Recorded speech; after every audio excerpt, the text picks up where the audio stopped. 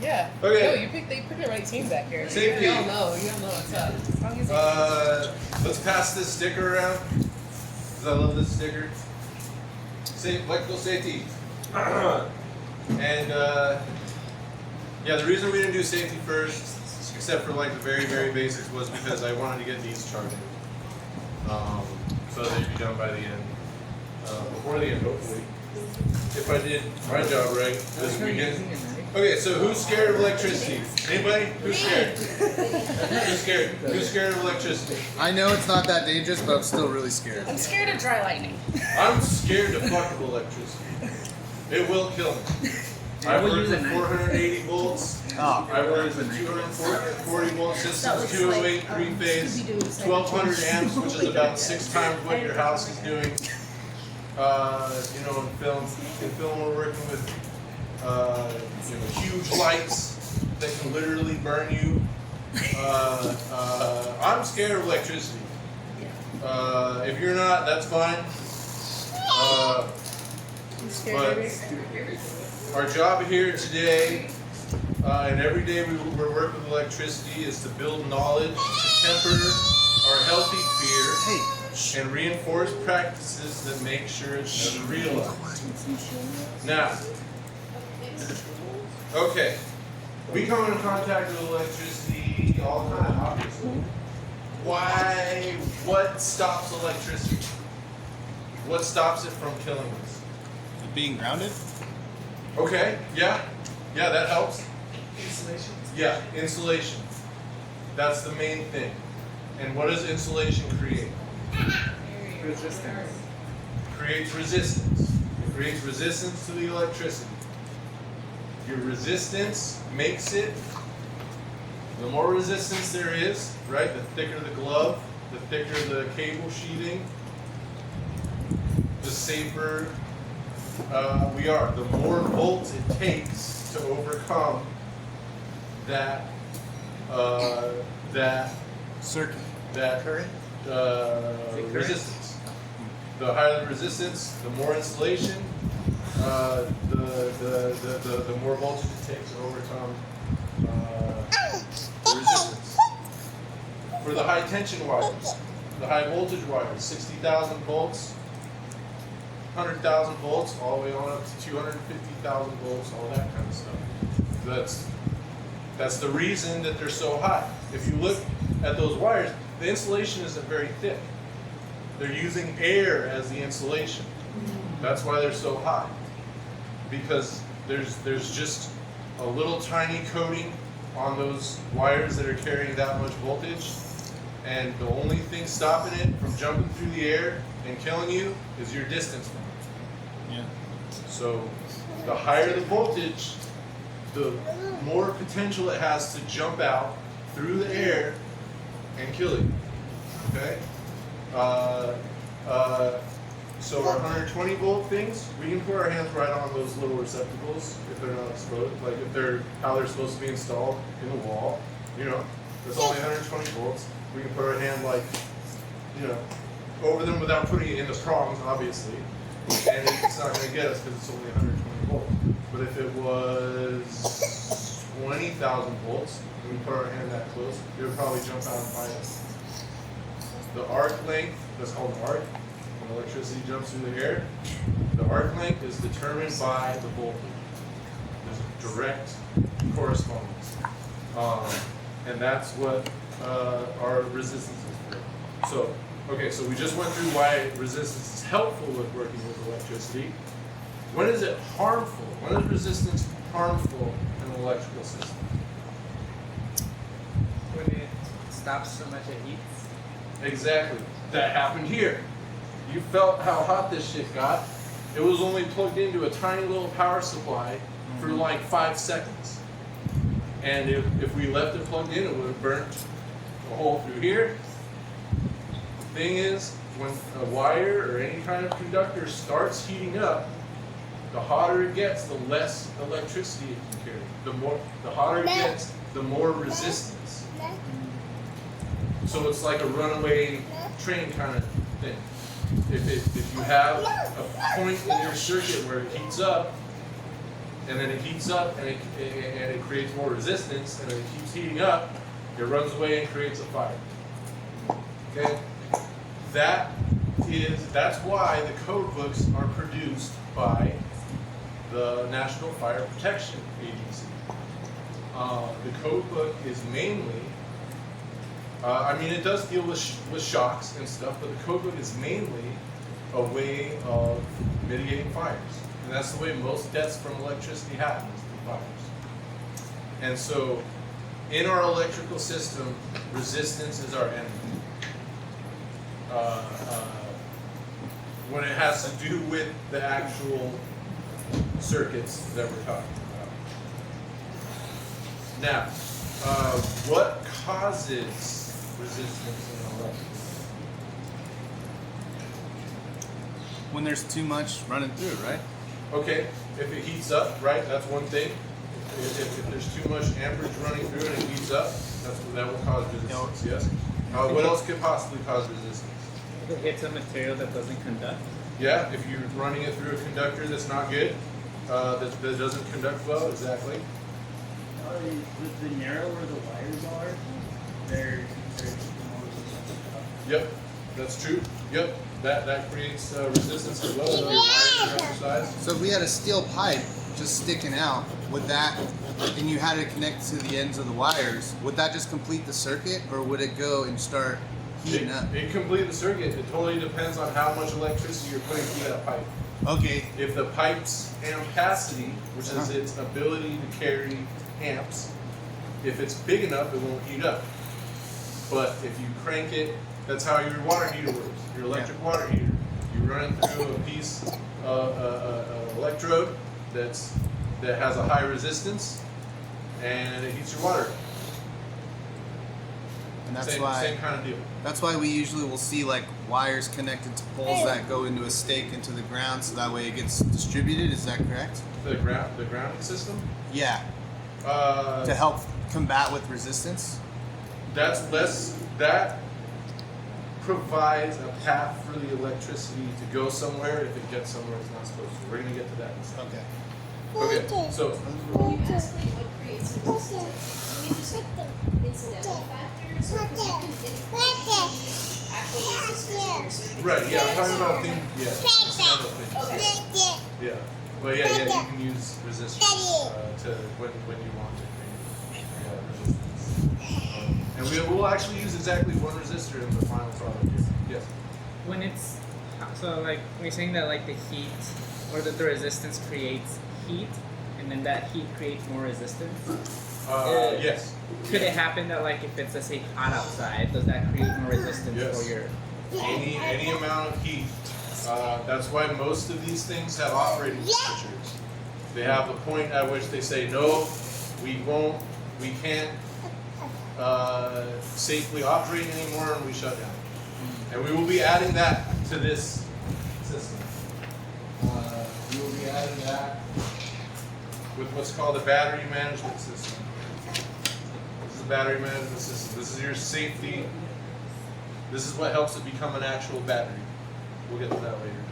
Okay, so other things that cause resistance are loose connections. Okay, loose connections. If your metals aren't pressed up against each other, whatever the conducting surface is, if they're not pressed up against each other enough, like if this one was loose here, it can start creating heat. Okay, loose connections are one of our huge enemies in electrical installations. And one way that you can help with when you're tightening things down is after you get something tightened down, and it doesn't really apply here, but like if you got a bare wire going into something and you're tightening down a screw to keep it in, you tighten it down. I don't know what it is. Tighten it down. Give it a good wiggle. Give it a good wiggle, and then tighten it down again, and you will be surprised at how much tighter that thing will get after you wiggle it. And that's a huge thing that I learned a lot further on in my electrical career that someone should have taught me one day. Because You just want to make sure everything's the correct type. Okay. We got so it causes loose connections, improperly sized connections. We kind of talked about that with the improperly sized wires. So there are different sizes of these lugs, different surface areas that make the electrical connection. And then related to one thing that other people said was improperly sized overcurrent protection. What is overcurrent protection? Does anybody know? Like rubber? Huh? Like a circuit breaker? Circuit breakers! Boom, this is a DC circuit breaker. Looks a lot like a regular circuit breaker. So, what's the main purpose of a circuit breaker? If it shorts out, that'll trip instead of sending the electricity somewhere else. Okay. Yes. Yes, if it shorts out, it may trip. But if it shorts out in a small enough manner, it may not trip. Overcurrent protection. Too many amps getting sent through the circuit. And Right, then- that's what this is supposed to stop. Yeah. Right? Your wire determines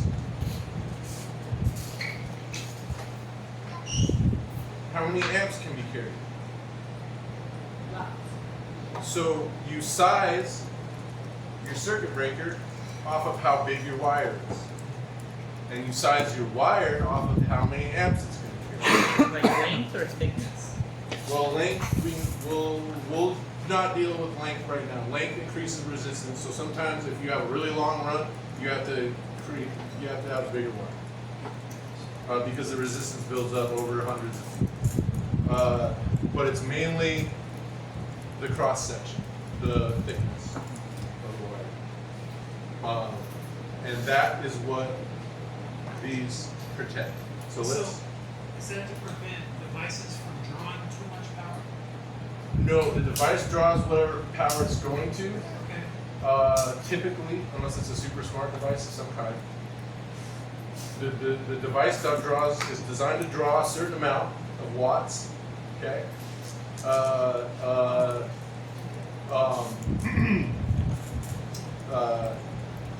It's going to draw whatever it draws. This thing's job, circuit breaker's job, is to trip if you start drawing too much through a wire. Okay? So this wire is a number 10. Number 10 AWG. American wire gauge. It can carry 40 amps, typically. This is a number 2 wire gauge. This can carry 150 amps. Yeah. If you try to put 150 amps through this wire, That thing's what's gonna going to happen? melt. It's Yeah. going to melt, and if you don't have proper overcurrent protection, there's going to be a fire, and you're going to kill someone. Simple as that. Impossible. So, let's pass these around. This, just so we get a feely idea of the magnitudes we're talking about here. This is a 40 amp circuit. This is a DC breaker. This is 40 amps. This is a 40 amp wire. This is the proportions we're talking about for this kind of installation. Now, okay, what? Question. Yes. Are circuit breakers and fuse boxes interchangeable? They're not interchangeable. Fuses are one-time use. Circuit breakers can operate more than once. Fuses are. I honestly don't know why people use fuses in certain circumstances and why you use breakers. I can look that up though, because I would like to know that as well. Yeah, because your car has fuses, and then you blow a fuse and you gotta go get a new. Yep. But your house is a circuit breaker, That- so you And break it the brakes could, and it then could be a matter of space. Yeah, I Like think if you actually have a it's bunch a. of circuit breakers, because that thing's a 40 amp circuit breaker. A 40 amp fuse in your car is just one of those tiny little things. Yeah. So that's one concern. It's also cheaper to make the fuse than the breaker. Absolutely. So if you're making Absolutely. 10 million cars, you don't want to make 10 million Okay. breakers. So this is 150 amp circuit breaker. DC, direct current. Oh, you're there. Yeah, that was 40 amps and another 10. So from the wire size, like the smaller the number and the thicker the wire? Yes, until you get to the really big stuff, and then it goes the other way. That's so confusing. Yeah, that's not confusing at all. Let's put that up on the board actually real quick. Where is my marker?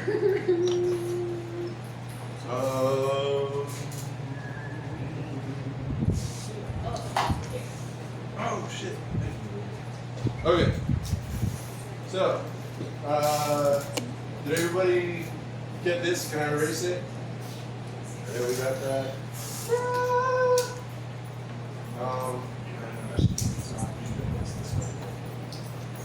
I'm way not that organized of a person. In case you couldn't tell, I'm too much of a cheap ass to buy like parts organizers. So like I have plastic tubs and boxes and stuff. But if I was really smart, I would invest in parts organizers. What are we talking about? Oh yeah, wire cages. So that's a 10. We got, let's go, we'll start with 14. This is AWG. Yeah, they're thick. People Okay. steal these out of, yeah, they steal them American wire gauge. just for the copper. American wire gauge. They're trade guy. No, just all that these are our copper. standards, No, right? just all that 14, copper. 12, 10, It was like thicker than this. 8, 6, 4, 2. Okay? And this is, I don't know why I did it this way, but this is bigger. Sorry, it's probably just okay? And then it goes to 1 aught, 2 aught, 3 aught, 4 aught. And then if you get past 4 aught, call an electrician. 'Cause you- That 4/0's probably like quarter size. Yeah, it's about like that. Yeah. Yeah, and if you get bigger than 4 aught, yeah, call a real electrician. 'Cause- You would never need that for solar. Well, Unless you're doing like 1,000 panels or some crazy big yeah, I number. mean, yeah, it totally depends, man. Like, if you got a 48 volt system, you're probably not going to have to deal with anything bigger than this. But 12 volt systems, that's another story. Okay, so we talked about why overcurrent protection is necessary. We talked about what we base our overcurrent protection on.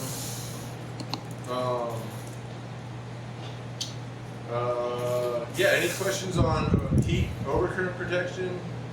Oh yeah, sorry, the two kinds are fuses and breakers. I meant to do that. Fuses and breakers. Okay. Can you say something about the 1 aught, 2 aught, like cancel relationship between the PWGs? Yeah. So this is the smallest Okay.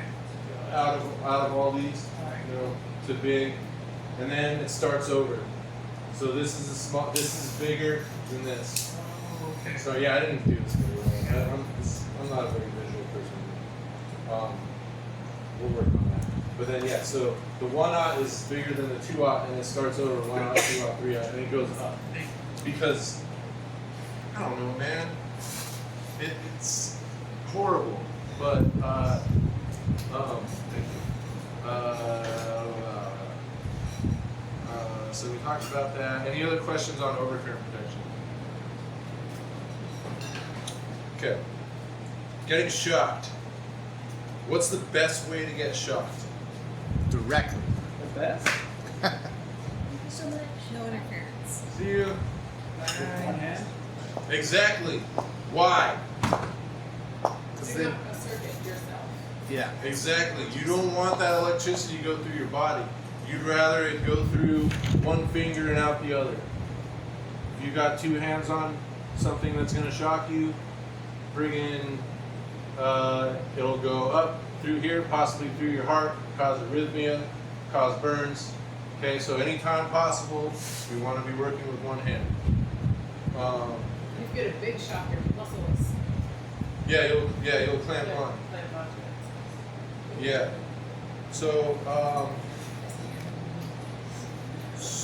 So, moving on from there,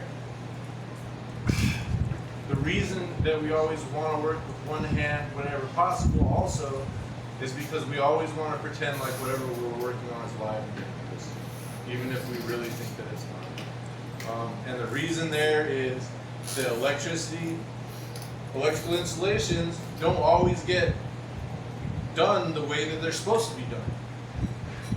Equipment breaks. Time takes its toll on components.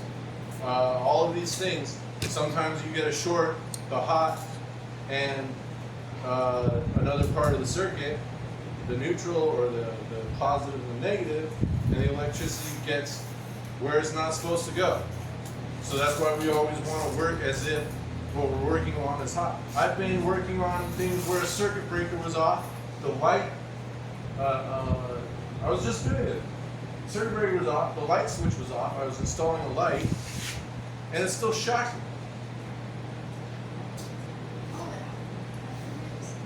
That happened because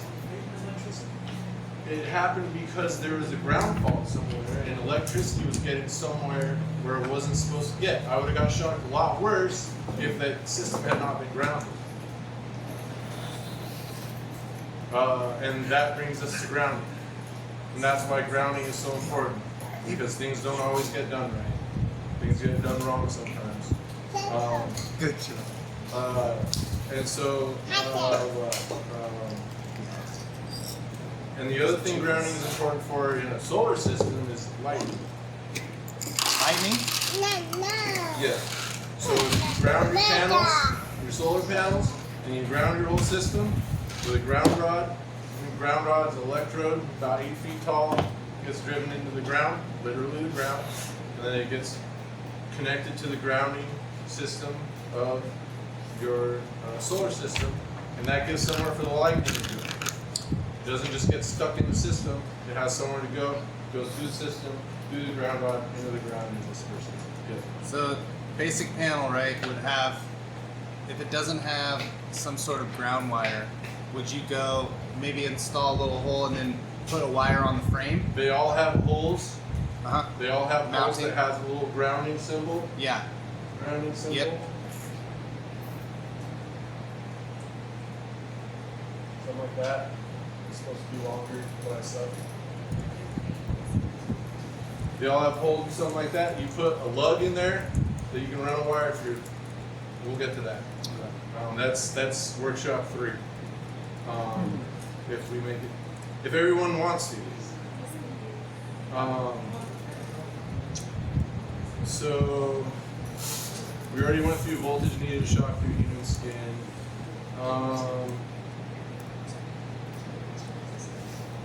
Okay. Shocking. So we talked about shocking, and we talked about working with our one hand. Okay. So we've got a system that is going to be in the elements. It's in the sun, it's in the rain, it's in the wind, it's in the snow. What are our installation principles what are we doing in our, what do we have in mind? Man, I did this backwards, I'm sorry. No, you're good. Yeah. What do we in mind? have in mind when we're actually making our connections, making our installations? Like when we're actually putting this stuff together. Clean, tight connections. Clean, tight connections. Temperature control. Temperature control. Moisture. Right? No moisture. Keeping moisture where we don't want it. We don't want moisture pooling up in our electrical box. Weed poles are your friend on the bottom of the electrical box. Let that water out. Don't worry about the water going up because it ain't gonna. So weed poles on the bottom of boxes that are exposed to the elements. Okay, so yeah, tight connections. These things have locking nuts, locking washers on them. Vibration can loosen connections, right? Mm-hmm. What do we got? Wind causing vibration. We've got heat cycling, day-night cycle, especially in the high desert. We have huge temperature swings. So anytime this metal expands and then contracts, it can cause a loose connection. You know, so we're always thinking about those two main things: the vibration and the heat cycle is two things that we always want to keep in our mind in our electrical installation. Okay. Safety. I think that's good for safety. Yeah. Safety third. Well, safety second today, but that's just because we had 15. Let's see where we're at, shall we? So we started out what with 6 amps. Now we're down to 5. So it's they're popping. We started out at how many ever volts up there? Where are the others? I don't know where the other one went. Whatever. It's okay. Anyway, we'll get to that later. System components. System components. Did you find the eraser? Okay, new section. Brains moving. Oh, I asked for questions, right? No questions on safety. We'll keep hammering on the important parts, and we'll always have time for safety. We always have time for safety questions. Okay. System components. Safety question. Gloves? Those rubber ones are nice. Those really the tight, whatever they are, rubber. They have the coating and then like the cloth on the back. I brought in some. I'm really bad at wearing gloves because electrical stuff is all so small and like whatever, and my hands are not. So I don't wear gloves as much as I should. We do have pokey things as well. Those are our two main glove concerns: pokies and getting shot, and being nimble. Other safety thing. When you're working with electricity, have a good stance. You know, fucking make sure you're balanced. Don't be wiring something on one leg like that. You know, it's just not a good idea. Okay. Any other safety questions? Yes.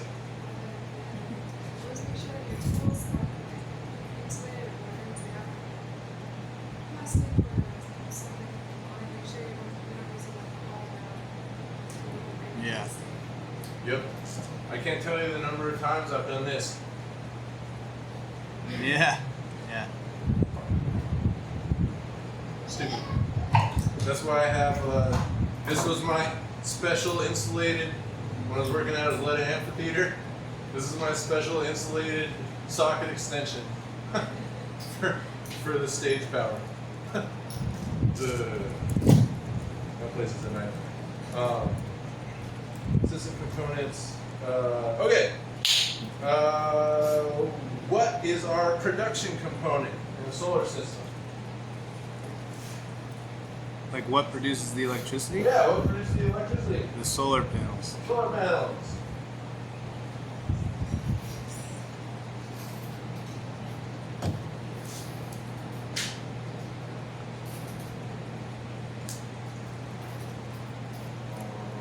Some space. Okay. That's our production. Also called a module, solar module.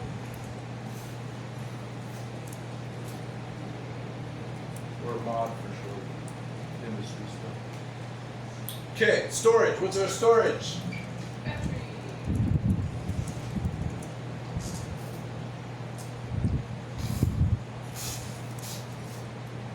Maybe I left too much room. Figure it out.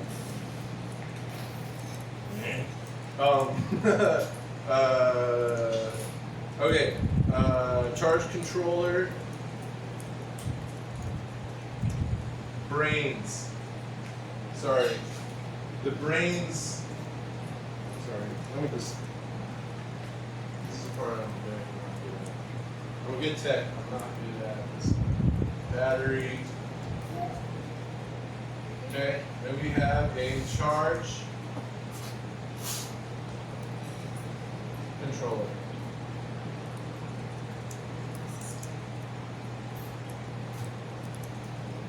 Those are our brains. This isn't the one we're going to use because we're on a 12-volt system now and this is not going to be enough. But this is a charge controller. Actually, it's a nice little buddy. We can pass it around. This is where these two meet. Okay? It takes the power from here, it turns it into the power that this can take. Okay? And that's it. And you can see those are the only two inputs. There's a ground input and some communications, but those are the only wires on this thing. Let's call it charge Charge controller, sorry. controller.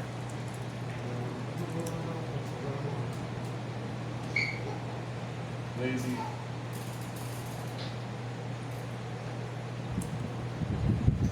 Okay, and our fourth component is, give me a hint. So what kind of energy are we with our batteries? 12 volt. Okay, 12 volt DC. Thank you. What about the solar panels? Do we know? Those DC. Yeah, solar panels are DC as well. So what do we need? Inverter. Inverter. That's our fourth major system component. I do not have an inverter with me. Well, that's not true. I have one on the truck, but I got to send it back because it's 24 volt. I'm gonna have to get it 12 volt. So those are our four main system components. Solar modules. We're gonna go through each one just real quick because I really want to build this. I really want to build this thing into an actual somewhat battery before then. And we only have like an hour left. And we still have to get through system sizing and design. Solar panels create DC power. Okay. Does anybody know what kind of your average-ish solar panel is putting out now in terms of wattage power? 100 watts. They're bigger now, Oh, really? much bigger. 220? 350, 400. Yeah, 350, 400. Really, 400 is kind of the standard now. They've gotten bigger and cheaper.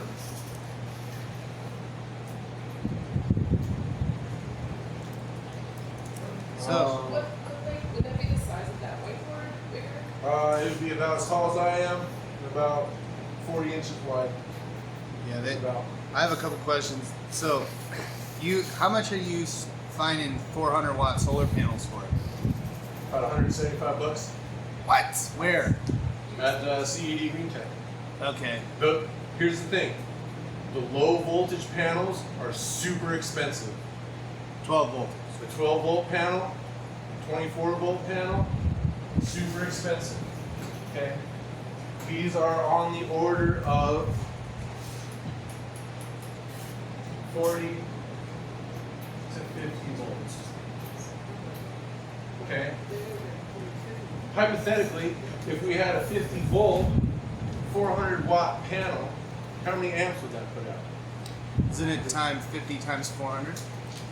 So remember, we've got watts equals X equals 4. volts times amps. So we're trying to solve for amps. So watts divided by the voltage. Exactly. So our amps are watts divided by voltage. So that stuff Just some number. equals amps. Okay. So watts divided by voltage. So we have 400 watt panel divided by 50 volts. How many amps? 50 times 8, right? Yeah, 8. 50 times 8? Yeah, so that means it's an 8 amp panel.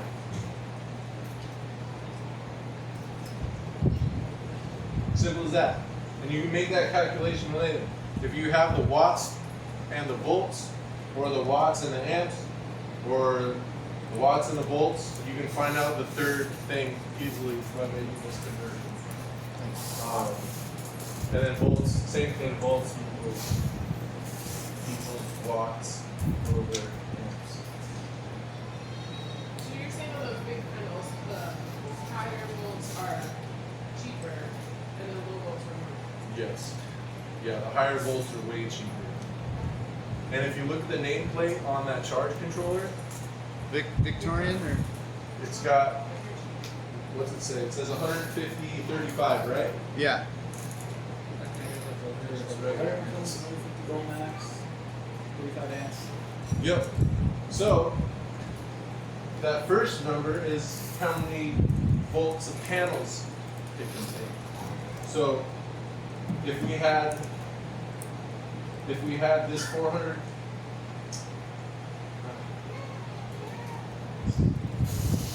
But anyway, if we had a 400 watt panel at 50 volts, how many could we connect in series with that charge controller? 150. We got 50 volt panels, and we got 150 volt charge controller. Three. Exactly. 3 times 50. Simple as that. 3 times 50 volts. It can take up to 150 volts. So the lower the volts, and then you can increase. If the volt is lower, you can increase the amount of was it the watt, I guess, or the amps. Yeah. Yeah. So Or the this same panel, if it was 40 volts, would be 10 amps. I should fix that. Okay. you want more amps. Well, come on.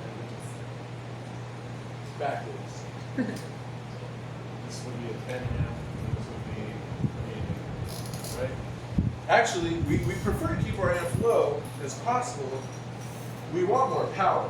We want as much, well, you know, whatever. We want as much power as we can for our budget, right? What happens when the amps go up is your wire has to get bigger, and that costs more money. Your amps go up, you need a bigger. We prefer high volt, low amp. Exactly. And these panels, you can connect them in a residential installation. You can connect panels up to 600 volts. So I could connect, like 11 of these in series, or whatever, 12 to the 50 volts in series, for residential installation. Okay.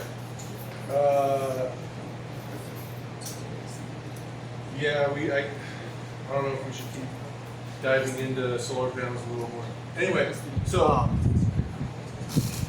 solar panels are made out of cells. What else is made out of cells? Batteries.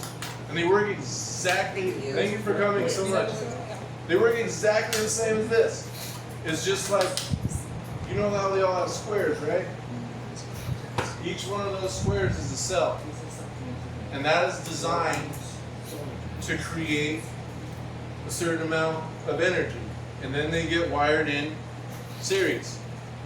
And all of that energy gets collected to the output of the solar panel and sent to the charge controller. So these cells are connected in series inside the solar panel.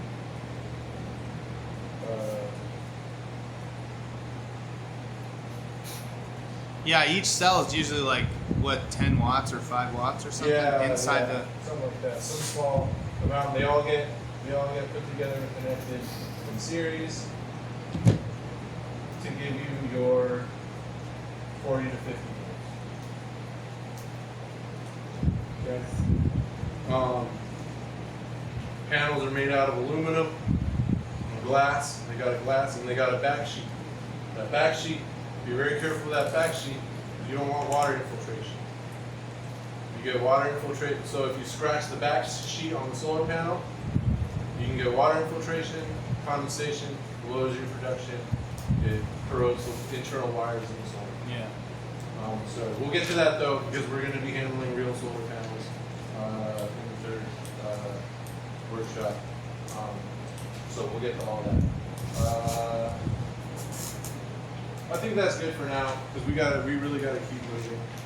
Can I erase this solar panel part? Okay. So next, batteries. We kind of already covered batteries.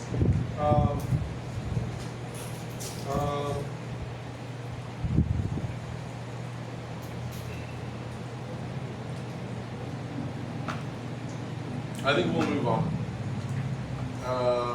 We talked about the charge curve.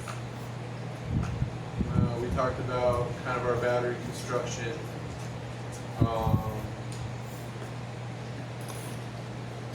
Okay, moving on to the charge controller. These are our brains.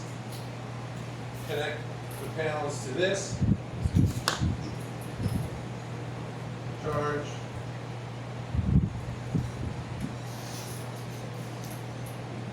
Controller.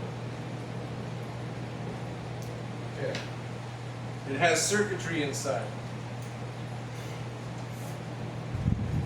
called MPPT, maximum power point tracking, on the panel side. Now, taking this as an example, say we have 150 volts of total solar input. Those panels will not operate at 150 volts for their maximum power potential. That's what a maximum power point tracker does. There's a point at which the volts and the amperage of the panel converge, and that's your maximum power point. And this controls that. So your maximum power point of a 150 volt system will probably be like 135 volts. You said, what was it again? Huh. Yeah, that one's tough, I know. Okay, so we've got a panel. Okay, so I'll just draw a chart. This is a maximum power point chart. We've got amps going across, and volts going. Okay. We've got boom, and at some point our amps fall off, and we've got voltage. And at some point our amps fall off. Okay. And say this is the maximum. Let's say this is the rated voltage of our solar panel.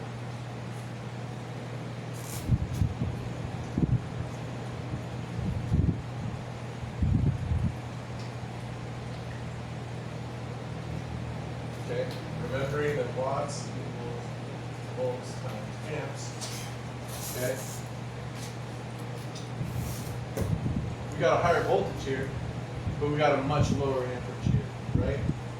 So if we run our panel at whatever, 50 volts, let's call that 50 volts because that's what we've been doing, we're not going to get our 400 watts. We got to run it at the point at which these cross. That's your maximum power point. And it depends on how much sun there is. So this has architecture in it that controls the voltage of your panels. And it dials the voltage back to here to where they have maximum potential power that they can create, MPPT. And that's mostly architecture. That's mostly what this thing is, just a fancy voltage regulator. Okay. Does that make sense? So Yeah. it controls the panels and the amount of amps or volts that's coming Exactly. to the battery. That too. Yes. So this is your. So what are these lines again? Okay. So That one is the sorry. This is volts, volt, and this is amps. that's amps, and then on the at the top it's 100% charged, I guess is what you're saying. Or in amps. well, like here. Well, or- it's the beginning of that when that curves down. Oh, this That's measuring like the amps at a maximum of. This is the amps at whatever voltage it's at. Oh. So this thing controls the voltage, and it has to dial back the voltage till it reaches this maximum power. And the amps is a function of the voltage. So So it reduces the voltage Yep. so that the amp can come up. can come up in a Right. And actually achieve the watt. Okay. And actually achieve the wattage. and this is where you'll get your 400 watts. Yeah. If you had it running at 50 volts or 150 Yeah, that's volts why. rather, you would lose power because your amps fall off so fast Oh, okay. at the higher voltage. Okay. Good to know. Amps, voltage. So that's the one thing this thing does. The other thing it does is charge your battery. And in a LiFePro core system, all it does is, okay, it says, okay, the voltage of the battery's down. I apply the voltage from the panel. I step that down to something that the battery can take. Okay, so the other thing it does is, yeah, so it sends it to the battery. So let's get hypothetical here. We've got 150. I'm going to erase that. Is that okay? Keep moving my eraser. There's so many bricks that are this size right here. Okay, so here's the other part of the charge controller, the battery part. That was the panel part. It's the battery part. Battery.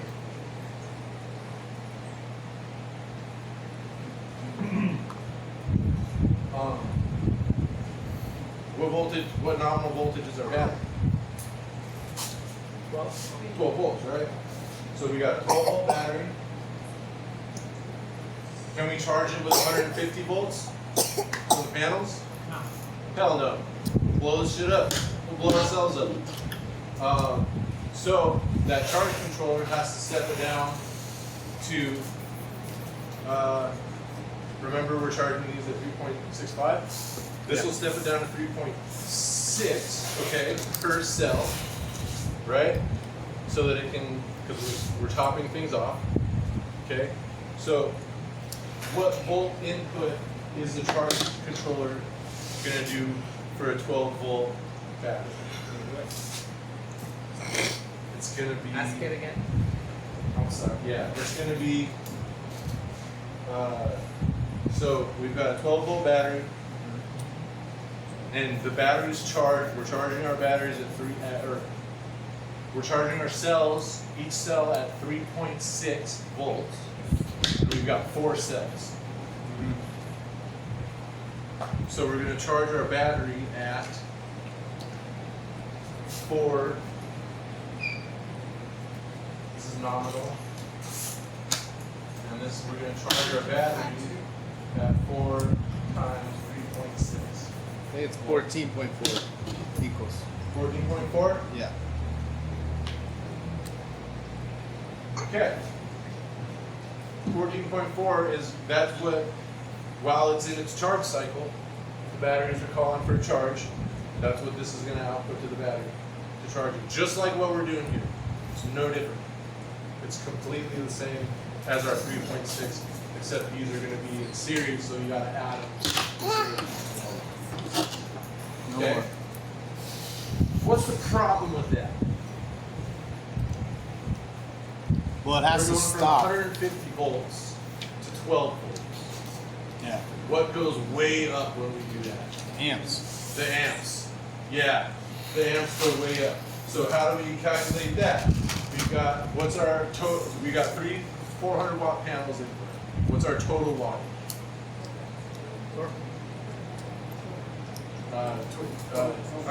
Yeah, 1200. Yeah, thank you. So we've got 1200 watts input, 1200 watts panels. Okay, equals, and we know the volts, right? What's our volts? 14.2. Holy cheese nuts. And our amps, we don't know our amps. Right? So we divide our volts into our watts, right? What's that? Does anybody still have a calculator out? 14 or 1200 divided by 14.2? 84.5. What happens if we put that through our little 10 amp or 10 gauge wire? Yeah, fire. Exactly. Yes! Get in here! Yes! So our amps equals 80 what? 84.5. 84.5 amps. This is why you want a 48 volt battery. Because we only got 3 panels. We only got 1200 watts of juice. It's not enough to run your freaking microwave. And we're already putting 84 freaking amps through our system. What would it be? Same thing, just taking the 48 volt nominal. If it was a 48 volt battery, 1200 divided by 48 volts. 25 amps. Is this enough to carry 25 amps? Yeah. Yeah. Yeah, it can carry 40. Right? So you go from a freaking huge wire like this to a tiny wire like this. So if you can possibly do it, you want a 48 volt system. Because this gets cheaper. The other thing that's messed up is that as this approach, this can do 12 volts, 24 volts, and 48 volts. But at 12 volts, it can only do like 500 watts of panels. It can only do one of these panels. But at 48 volts, it can do like 1200. It can do like 3 panels. Because that same reason. Because at 12 volts, this thing has to handle 84 amps. But at 48 volts, it only has to handle 25 amps. So all of the circuitry can be smaller than you at 48 volts.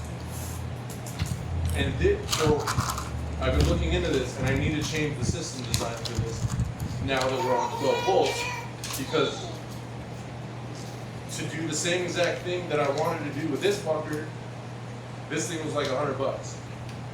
To do the same exact thing that I wanted to do on a 12 volt instead of a 24 volt system, it's going to cost me like $600.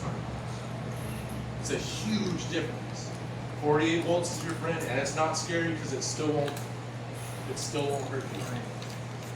Yes. So this is like assuming you're running everything through an inverter, because most DC appliances run at 12 volts or 20 Right. volts. So If it's you- not 48 volt like appliances. Correct. I would say though that 12 volt appliances are also extremely expensive. So you got to make all of those decisions based. This is why we're having this discussion here, is because we're starting to get into the design. We're starting to think about, what is my system going to look like? Am I going to be running DC loads, or am I going to be inverted? Great.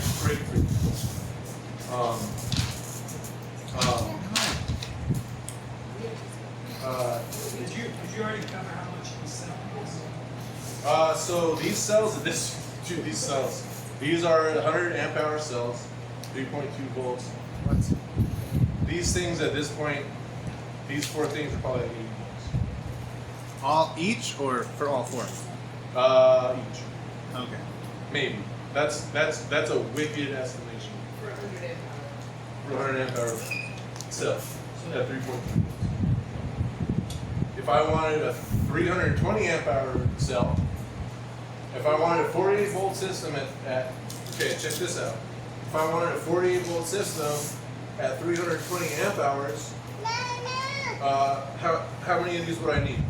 Or I mean, hypothetically, if these were 320 amp hour cells, how many would I need to get to 48 volts?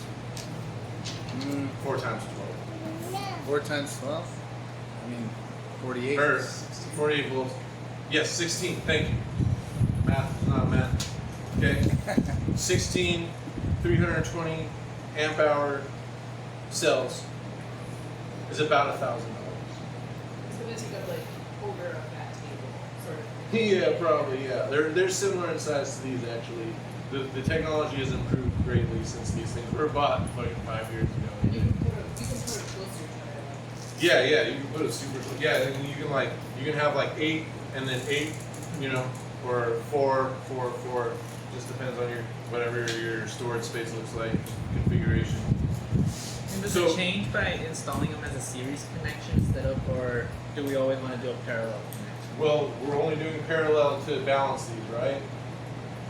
These cells in its final fat form will be connected in series, and we'll do that by the end of the day. We've got just enough time we're gonna move on. I'm sorry we're running out of time, but we need to move on to sizing because we're not gonna get. But yeah, so we know like 48 volts. If we can, if we're not running a bunch of 12 volt DC loads, we want to go with a 48 volt battery. And so here's the other thing: is that a single assembled 48 volt 100 amp hour battery is like 800 volts. Yeah. A single assembled 48 volt battery. Yeah, let me see. 48 volt. Let me make sure I'm not. 48 volt 100. Let me make sure. Let me make sure on that. Yeah, it's like for the cheap ass version. It's like 640 bucks. And you're just going based off like an Amazon price? Yeah, just First thing cursory look. Google pops First up? thing that pulled up. Okay. 600 to 800 bucks for a decent one. 800 bucks. That's gonna have support. That might even come with a warranty. Okay. Yeah, right. You can get 3 times that for 1,500 bucks. If you make it yourself. No warranty, you know, stuff like that. Maybe issues with if you want to get everything inspected and everything. But that's just something to think about. And that's part of our design discussion as well. So, I guess we'll skip over. We'll cover inverters next time because we got to keep moving. Because I really want to get to connecting these, and I really wish we did more hands-on stuff. I'm sorry, but that's just how it is sometimes. Okay, so I'm gonna raise this.